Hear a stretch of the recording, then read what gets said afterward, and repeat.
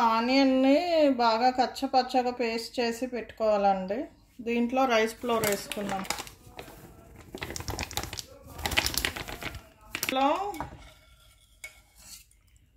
నానబెట్టి ఉడకబెట్టుకున్న శనగపప్పు అండి ఇది మిక్స్ చేసుకోవాలి. ఆ నీళ్లు పారబోయొద్దు, మనము ఆ నీళ్ళతోటే పిండి తడుపుకోవాలి. ఒక నిమిషం.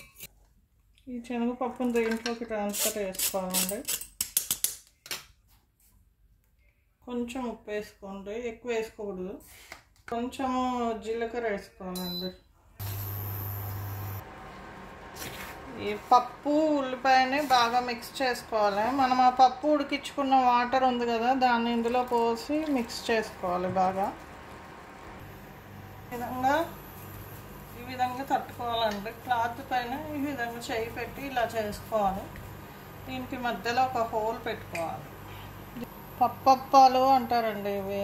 పప్పప్పాలు రెడీ అండి. దీనికి పీనట్ చట్నీ పెట్టుకోవచ్చు, గ్రీన్ చట్నీ పెట్టుకోవచ్చు, మీ ఇష్టం. టమాటో ఏది కావాలంటే దాంతో తినొచ్చండి.